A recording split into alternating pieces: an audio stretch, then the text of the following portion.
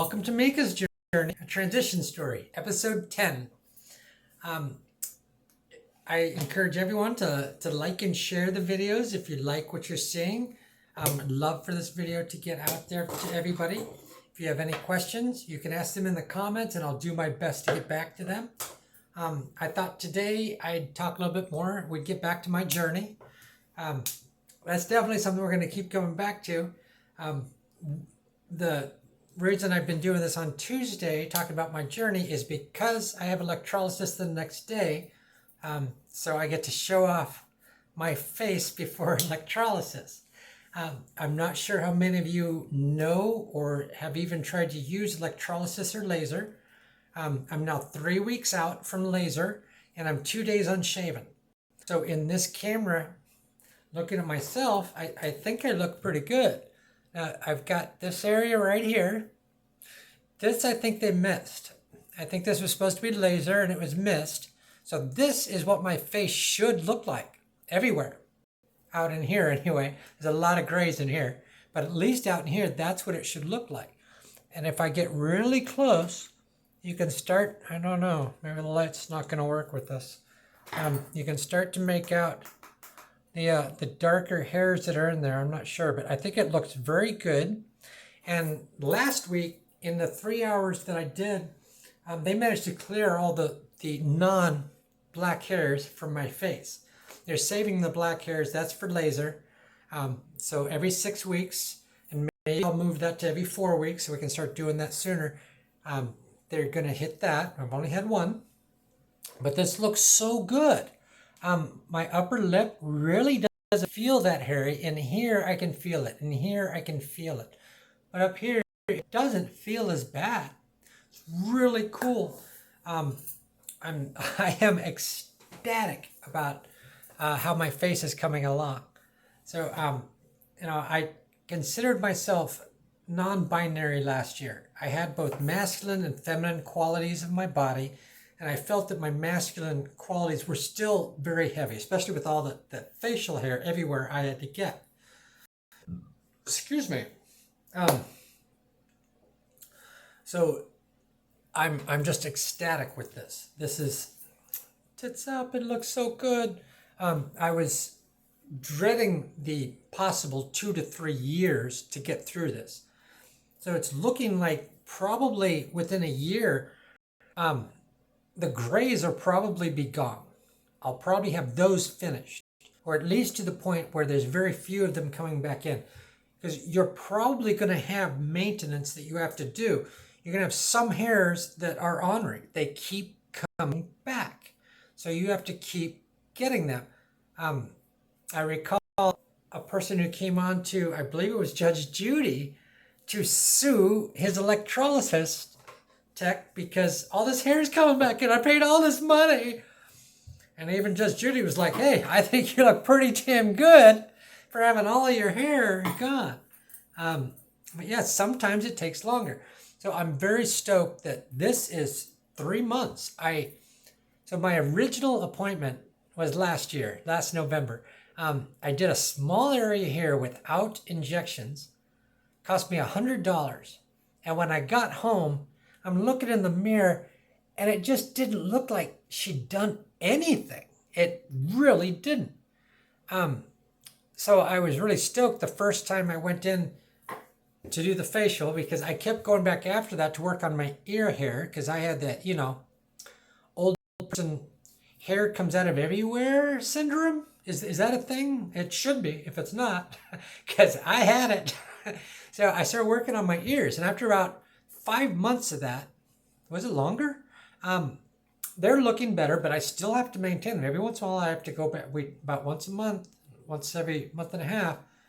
I still have to do a little something in there, but it doesn't take long. Now 5 minutes per ear, and they're through with the hairs. So it does look better. It's getting there. I'm still trying to inquire about the whole body laser. That's probably going to be my goal. If it works this well, I'm willing to put out a little money for the rest of the body. So anyway, we're getting back to electrolysis. Sorry.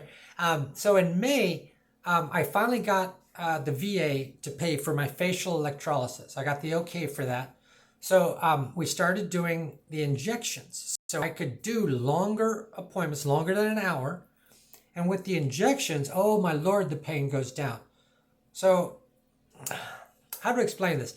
Electrolysis is like getting your face stung. I don't know if I've talked about this before, but it's like getting your face stung every single time they get you. And if you do laser, you're going to find that it feels kind of the same way. The benefit of laser is they can get through my face and neck in about 12 to 15 minutes. That's all it takes. Just and yeah, each one of those is freaking it stings. I'm going to say that it's like the electrolysis, but you're looking at 40 stings in 15 minutes and you're done, rather than them doing 200 stings in an hour right here. So when I started doing the longer appointments, because the first appointment I did, they did these areas, and I was really shocked in just an hour. I think that first part was just an hour, and she cleared both of these areas in that hour. So I was really stoked with that. And just watching how quickly they've been able to go each additional time has been just awesome. So my hair is growing out. I'm getting lots of compliments on my hair. So the funny thing about my hair is in high school, my sister, she hated me. Now, many of you know my sister. You're my friend from high school, so you know us. And she hated me because I could literally get out of the shower, and this is the way my hair's going to look. I just have to comb it and let it dry. I didn't even have to dry it, nothing. And I can get this, just beautiful hair. And she had very straight hair. She'd have to spend an hour to get this. Because, it's all got a curl, got a curl, you got a curl, and you got a curl, and you got a curl, and you got a curl. It's a pain in the ass. So she was not happy with me. And she didn't really tell me that growing up. It was later. But it made a lot. My nails suck. Don't give me crap for my nails. That's from Habitat. I got to redo them tomorrow. But anyway. So my hair's looking great. And I look back at my old photos, the photos I started taking a year ago when I was first starting to dress and buy things. And oh my God, I won't even look at those photos anymore. I look so bad, in my opinion. So, and compared to now, what I've managed to do in a year. So that's why now I've chosen to make my transition known and to come out that I'm no longer Michael. I can't do that up there, and I'm not going to say names anymore. I'm Mika, so that's where I'm going. I'm very happy with this. So, my voice I'm still struggling with. I worked with Habitat today, and I just constantly found myself in a rote voice. I was just talking and working and not thinking much about anything else because we're installing cabinets. That's what I'm doing. That's what I'm thinking about and concentrating on and learning, because this is the first time I've actually done all the work to put it together. I had some people there working with me to help me. I was going to do my voice today. I was going to do voice tools. Make sure I'm keeping my pitch right. So we'll just keep that right there, and I can keep it right next to the phone and watch it. And it looks like I'm doing just fine so far. So I'm a happy camper. Okay, so we'll just do that, and I can watch it just fine right there. It's next to me. Okay, so facial electrolysis, voice. Yeah, I'm still working on the voice. That's going to be a while. It's a work in progress to keep it where it needs to be. I don't think that I'm dropping down to my 130 hertz voice, but I'm not keeping it at 190. And like right now, I can get up to where I'm hitting 240 on this thing. So I know that I'm hitting higher notes, and I should be very pleased with where I'm at. But of course, I keep finding the slips, and that's all I care about. I'm slipping. I'm not doing it. We'll get the 280. Hey, 280. So, we're getting there. moving down to makeup. So I've met a bunch of cross-dressers that all want to be friends. None of them want to go out. Why? They don't feel that they look up to it. They don't appreciate the way they come off yet. One was telling me that I used to dress. I haven't done it in a while. I'm trying to get back into it. I'm having trouble with the makeup. My face just won't come together. And I get that. I'm blessed that I can put on some blush, some eyeshadow, and some lipstick, and that's all that I really need. And this is a pleasant face. I do have the permanent eyeliner, and I don't know how much you can see there. I'm not all that pleased with it. You can hardly see the line on the lower, and the dark is just, it seems too thin to me. I think that's my biggest problem. I think it should be a little bit thicker on both of them. And they also won't do the tail. So I'm going to have to probably get some of my own eyeliner to start working on this is better. So because I'm pretty much blinded my eyes, I can't do anything without these. And you can't really put eyeliner on in the glasses. So I'm kind of screwed to put eyeliner on. I can't do that. So I have to find a way to make it work now. I got the permanent eyeliner, so the stuff that's right next to the eye that's so hard to get that you have to close your eyes for. Maybe I'll be okay now. Maybe I'll be able to do them all right. So I'm just going to keep working on that. I'm not worried about it. I'm okay with the way that this face looks. Again, I don't feel that I need facial feminization surgery. I think that this face is a pleasant face. It looks good. And it's just, getting rid of little things. I have to admit that the surgery to try to change the lip area might be interesting. Just change the aesthetics in here. And maybe the eyes, just to get rid of the extra skin. The eyeshadow would show off much better. The eyes would look better. I'm not to the point where I need to be thinking about any sort of a facelift yet, but if you're there, why not? Let's just see what we can do, right? Okay, so that's where I'm at so far. We're moving along. And the other thing that I really wanted to add today, it came up this weekend again, is I was talking to a friend of mine that I've recently met. She is fully transitioned. Looks like a woman. You wouldn't think anything else. But it's been a blessing to have her in my life because of the information. She transitioned so long ago. She has information that can help me in my journey. So I've really had a good time talking to her, but we were talking this weekend about how fractured our community is. So as a trans woman, there is honestly a small audience of people that are interested in me. I've met many, many men who tell me, hey, you're pretty and everything and nice, but I'm looking for a cis woman. No problem. I got no problem with that.